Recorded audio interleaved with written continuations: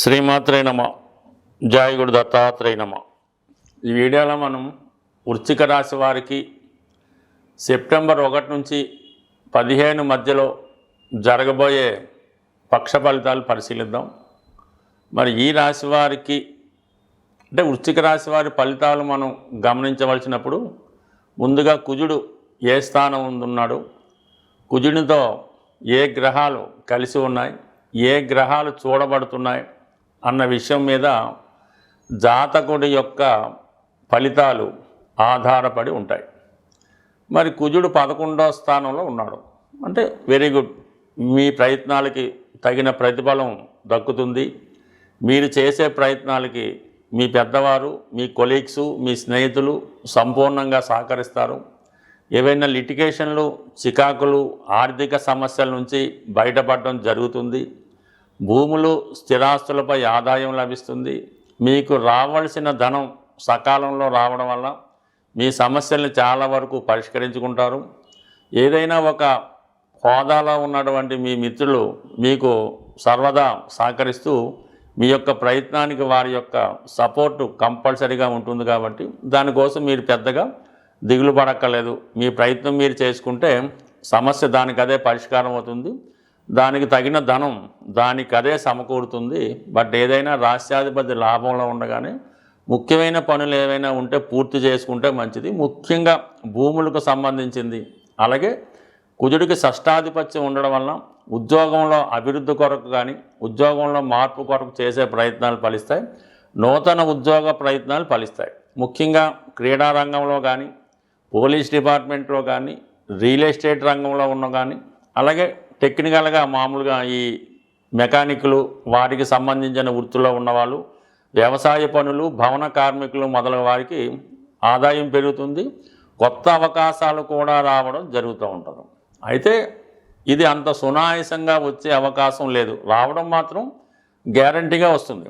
అయితే దానికి చాలా కష్టపడవలసి ఉంటుంది. ఎందుకంటే శని యొక్క దృష్టి మీకు మీ యొక్క కుజుడి మీద పడుతుంది, అంటే లాభస్థానం మీద పడుతుంది. అంటే శని యొక్క దృష్టి లాభస్థానం మీద పడడం వల్ల అవకాశాలు అయితే మీకు రావడం జరుగుతాయి. అయితే శని వక్రించి ఉండడం వల్ల చాలా కష్టపడవలసి ఉంటుంది. ఏదో ఒక పని ఒప్పుకున్నారు, ఒక 10 లక్షలు వస్తుంది అనుకుంటారు, కానీ ఒక 5 లక్షలు మాత్రమే రావడం జరుగుతూ ఉంటుంది. పని మాత్రం 20 లక్షలుగా చేయవలసి ఉంటుంది. ఈ విధంగా అధిక శ్రమ పడడం వల్ల ఆశించిన ఫలితం అయితే రాదు. ఎంత ఫలితం వస్తుందో అంత ఫలితమే వచ్చే అవకాశం ఉంది. కాబట్టి దానికి సిద్ధంగానే ఉంటేనే మీ యొక్క ప్రయత్నాలు నెరవేరుతాయి. కానీ ఫ్యూచర్లో అయినా దాని ఫలితం మీరు పొందగలుగుతారు. టెంపరీగా మాత్రం కొద్దిగా ఎక్కువ కష్టపడి తక్కువ ఫలితం పొందవలసి వస్తుంది. అయితే దశమంలో రవి ఉన్నాడు. రవి దిగ్బలుడై ఉండడం వల్ల ఎంత గొప్పవారినైనా మీరు మీ యొక్క పదవి ద్వారా అయితేనే, మీ అర్హత ద్వారా అయితే కంట్రోల్ చేయగలుగుతుంటారు. వృత్తిలో చాలా స్ట్రిక్ట్గా, చాలా నిజాయితీగా పనిచేయడం జరుగుతూ ఉంటుంది. అయితే ఒక పదవి లాంటిది మీకు వచ్చే అవకాశం ఉందంటే మీకు ఒక కీర్తితో కూడుకున్నటువంటి పదవి, అంటే ఒక ఫోటోకాల్ ఉన్నట్టు కొంతమంది పేరు కన్నా వాళ్ళు వృత్తితో పాపులర్ అవ్వడం జరుగుతూ ఉంటుంది. ఆ కారణం వల్ల అంటే మీకు ఏదైనా ఒక ప్రభుత్వ అధికారి, ఏదో కలెక్టరు, ఓ తహసీల్దారు, ఒక ఎంఆర్ఓ, ఒక ఎండిఓ, ఈ విధమైనటువంటి పదవితో కూడుకున్న పేరు, ఒక మేస్త్రి, లేదంటే ఒక లీడరు, ఇలాగ ఏదో ఒక గుర్తింపుతో కూడుకున్నటువంటి పదవి పేరు రావడం జరుగుతూ ఉంటుంది. ఇక బుధుడితో ఉండడం వలన మీకు అదనపు ఆదాయం లభిస్తూ ఉంటుంది. అంటే మీరు చేస్తే వృత్తితో పాటు అలాగే కమిషన్ లాంటిదో, రాయల్టీ లాంటిదో, లేదంటే గుడ్ విల్ లాంటిదో మీకు రావడం వలన అందరితో కన్నా మీకు ఎక్కువ ఆదాయం లభిస్తూ ఉంటుంది. అలాగే 2 రకాలుగా మీకు ఆదాయం లభించే అవకాశం ఉంది. ఈ కేతు ఉండడం వల్ల అంటే అది ధర్మంగానే ఉంటుంది. ఏమాత్రం ఇందులో అన్యాయం ఉండదు.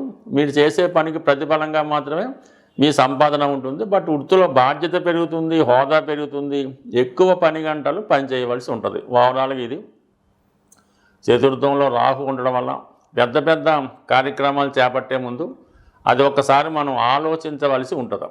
అది మనం చేయగలమా లేదా అన్నది ఆలోచించాలి. దానికి ఏమైనా ప్రాబ్లం ఉందా, అంటే ఎంత కష్టంతో కూడుకున్నది, ఇంత ఎక్కువ డబ్బులు వచ్చేది మనకెందుకు ఇచ్చారు వీళ్ళు, ఇందులో ఏదైనా ఇబ్బంది ఉందా అన్నది 1-2 సార్లు ఆలోచించి అందులో దిగాలి తప్ప ఏదో ముందైతే మీరు ఒప్పుకుంటే దాని తర్వాత ఇబ్బంది పడకుండా పని యొక్క అన్ని విషయాలు కూలంకషంగా తెలుసుకొని అందులో ప్రవేశించడం మంచిది. బట్ ఏదైనా విద్యార్థులు విద్యలో ఎక్కువ శ్రద్ధ పెట్టవలసి ఉంటుంది. ఏ విషయాన్ని కూడా దాయకుండా మీరు ఎందులో వీక్గా ఉంటే అది మీ పెద్దవారికి చెప్పి దానిలో సరైనటువంటి శిక్షణ తీసుకోవడం మంచిది. బట్ ఏదైనా వృశ్చిక రాశిలో వృశ్చిక లగ్నంలో మీ పిల్లలు ఉంటే వారి యొక్క ప్రోగ్రెస్ మీరు కంపల్సరీగా గమనించవలసి ఉంటుంది. ఏదో మాయమాటలు చెప్పి కాలం గడుపుతున్నారా, నిజంగా వాళ్ళకి మంచి మార్కులు వస్తున్నాయా లేదా, విద్య ఏ విధంగా ఉంది, వెనక్కి స్కూల్ మార్చాలా అన్న విషయం మీద శ్రద్ధ పెట్టకపోతే తర్వాత ఇబ్బంది పడవలసి ఉంటుంది. అంటే ఈ వృశ్చిక రాశి వారు ఎప్పుడు కూడా వారి యొక్క ఫెయిల్యూర్ నొప్పుకోరు. ఏది జరిగినా కూడా ఇతరుల మీద నెట్టివేస్తుంటారు. ఏదో జరిగింది, ఏదో పరీక్షలో ఇబ్బంది అయింది, లేదా ఇంకోటి పోయింది అనుకోండి, దానికి కారణం ఎవరి మీద ఒకరి మీద నెట్టివేసి వారు తప్పించుకునే ప్రయత్నం చేస్తారు. అదే సక్సెస్ వచ్చినప్పుడు మాత్రం ఎంతమంది సహకరించినా వాళ్ళందరినీ మర్చిపోయి అది మేము వల్లే నా వల్లే వచ్చిందన్నటువంటి హోదా వాళ్ళకి కామన్గా ఉండడం జరుగుతూ ఉంటుంది. బట్ ఏదైనా ఈ వృశ్చిక రాశి మీద ఉన్నటువంటి పిల్లల మీద తల్లిదండ్రులు కంపల్సరీగా శ్రద్ధ పెట్టవలసి ఉంటుంది. బట్ 5వ స్థానంలో శనిగ్రహం వక్రగమనం వల్ల ఎంత కష్టపడ్డా కూడా కొద్దిగా జ్ఞాపక శక్తి తగ్గుతూ ఉంటుంది. సరైన సమయంలో సరైన నిర్ణయాలు తీసుకోలేకపోతుంటారు. ప్రేమికులకి కొద్దిగా ఎడబాటు తప్పకపోవచ్చు, కొన్ని ఫెయిల్యూర్స్ రావచ్చు. మీరు ఎవరినైతే ఇష్టపడుతున్నారో వారికి ఏదో ఉద్యోగం ఇంకొక అవకాశం రావడం వల్ల వాళ్ళు మీ నుంచి దూరం అవ్వచ్చు. ఫర్ ది సేమ్ టైం ప్రేమని పెళ్లిగా మార్చాలనుకునే మీ ప్రయత్నం కొంతకాలం పాటు వాయిదా వేసుకుంటేనే మంచిది.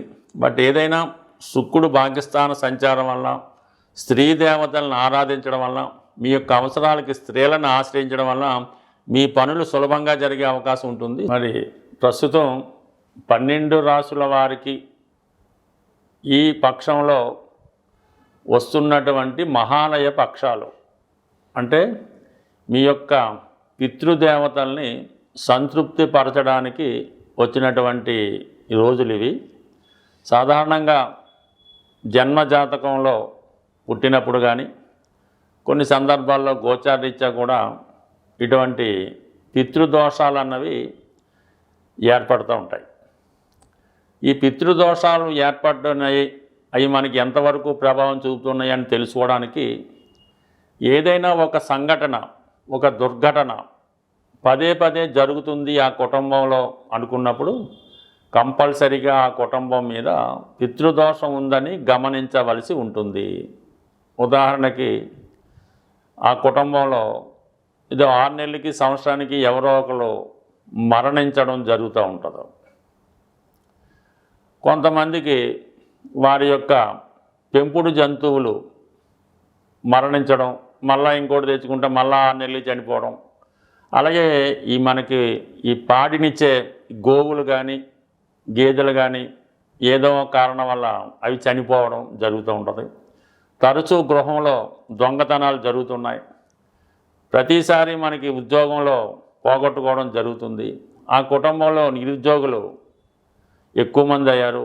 ముఖ్యంగా సంతానం పదే ప్రెగ్నెన్సీ అబార్షన్ అవుతుంది. ఇవన్నీ కూడా పితృదోషానికి కారణం అవుతూ ఉంటాయి. అలాగే ఇంట్లో కుటుంబ సభ్యుల మధ్య గొడవలు, ఒకరికొకరు కొట్టుకోవడం, ఇవి కూడా దానికి కారణం అవుతూ ఉంటుంది.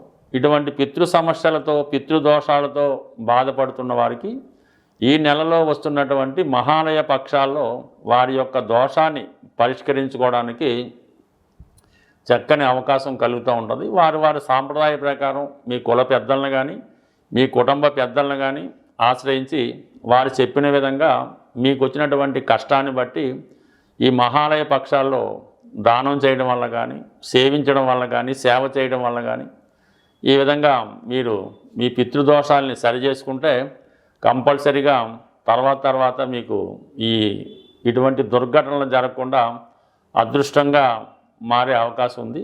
బట్ ఏదైనా ఇది ఒక అవకాశం ఈ రాశి వారికి.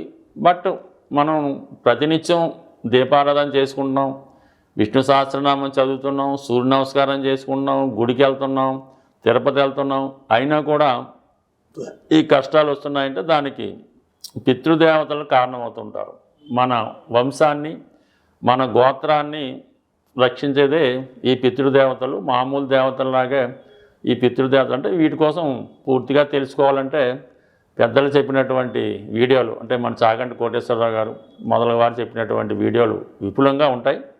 అవి తెలుసుకోవడం వల్ల మీకు అది ఏ విధంగా దాని నుంచి బయటపడవచ్చు కూడా తెలుసుకోవచ్చు.